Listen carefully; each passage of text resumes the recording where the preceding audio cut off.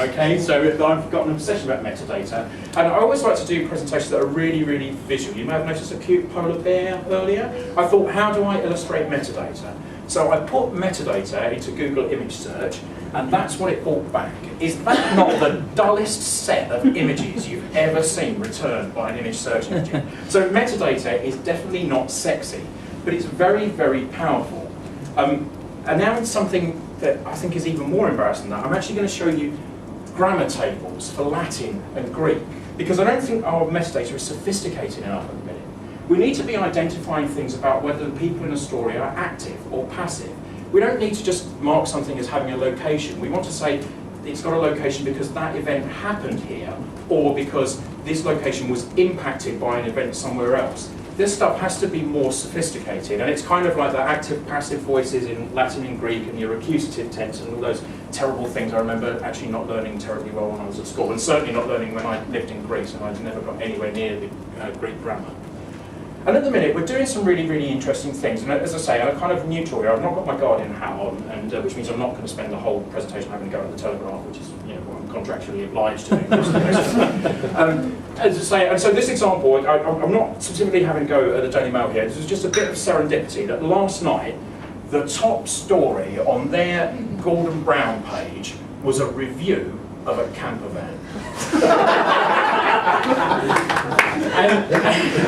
and there's actually a very interesting bit of information architecture as well here on the right that I noticed. They have quotes from or about, but they don't seem to specify whether the quote is from or about, which I think is a bit odd, but that's besides the point. The thing here is they're obviously doing something very clever, which they're automatically extracting names out of their stories, and they put links to people and places at the bottom of the stories, and they make these aggregating pages.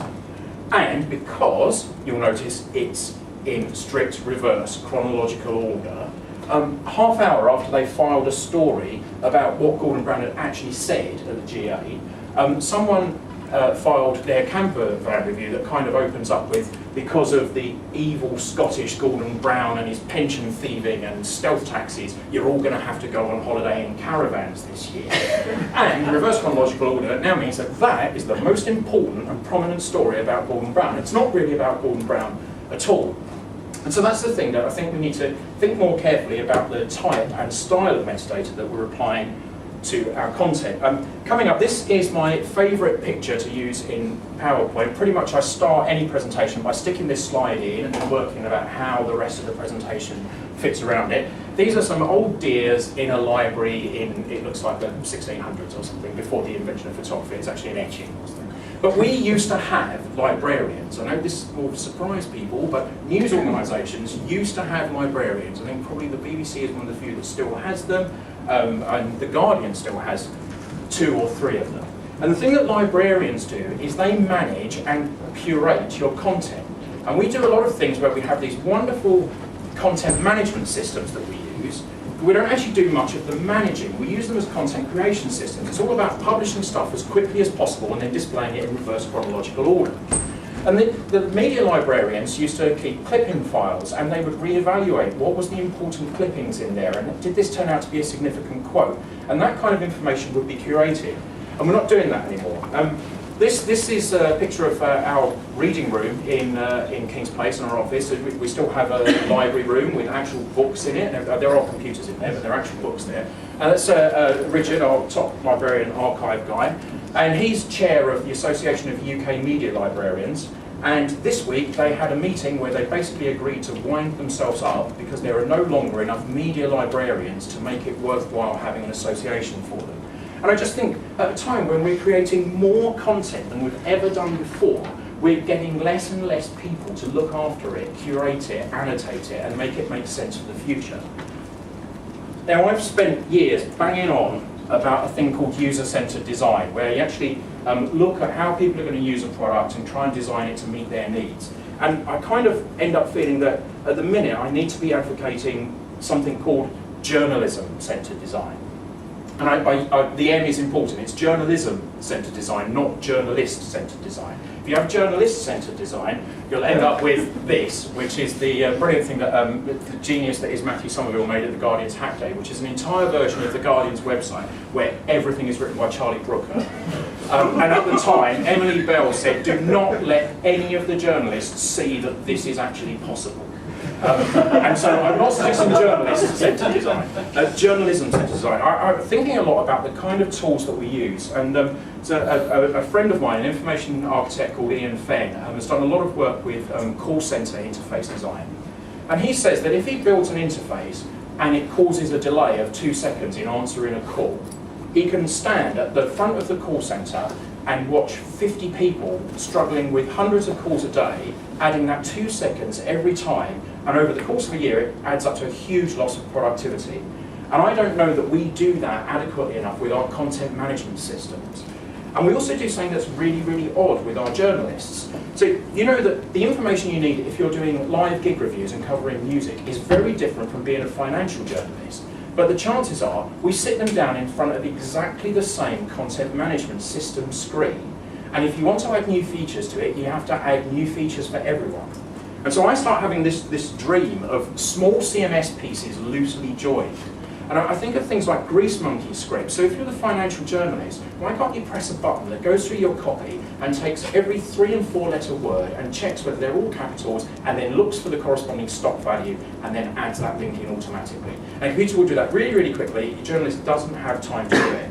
And occasionally it will go wrong because it will pick on ITN and BBC, but it's going to save time to correct those couple of mistakes than it is to add all those links in by hand during the course of the year.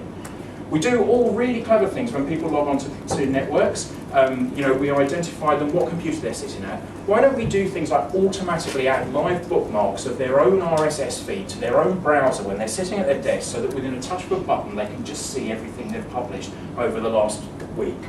Why don't we do things where we've got music journalists that we build them little Firefox add-ons instead of building something into a huge CMS system or commissioning our vendors to do it, and say, actually, you know what, you're always doing bands. We could just build a little thing that when you typed it in, you just got the links to that band's Last FM profile and MySpace thing and Amazon and all those things that you need to add some richness to your articles. And we can just do that, and you only need to do it for 3 or 4 people in your organisation.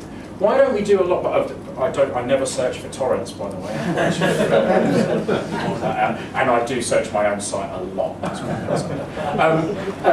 Why don't we do cleverer custom search engines for our journalists that are actually tailored to their specific journalistic needs? And these are things that some of our more digitally aware journalists build for themselves. I know, like Charles Arthur at The Guardian is always doing things in AppleScript, and some people are very that way minded. But actually, we can do this to help people. You know, you can sit a few tech people down and come up with these things that will just help people with their day-to-day existence. I just think the idea of just following journalists around for a whole week with an information architect and a designer and a tech guy and just actually noting all the points of pain where kind of, technical people find stories about games and Microsoft and Apple really, really quickly. I'm talking about the joy of technical people, and I've got a technical fail. Can you believe that? Always happens. Anyway, so I'm nearly out of time, and I'm nearly finished. And can you believe it? The estate agent has just phoned me. I said that was going to happen. Can I take this call? Sorry, it's fine. This seems to be how a lot of us are feeling about our industry at the minute. And I'm not one of those people. I'm kind of a glass, this is slightly more than half full, but I'm a glass half full kind of. I think we've got incredible opportunities now with digital media to reach more people with our stories than we ever have before. I was at the Activate Summit last week, and there was a kind of an astonishing story about trying to get news to people in Zimbabwe via SMS. And it was kind of awe-inspiring to remember how very simple headlines can actually have a real impact on the ground, and we're kind of all worrying about our business models and anxious about these things. We've got a bigger audience than ever before on global reach. I think it's a fantastic opportunity for us. But I kind of want to go back and just say one more thing about the Anglo-Saxon Chronicle, which is however miserable we are about our own businesses at the minute and our state of our industry and what we're going to do, and we're having conferences like this and think about it, we are not celibate monks having to write the news out by hand in Anglo-Saxon every year, and surely for that we should at least be grateful.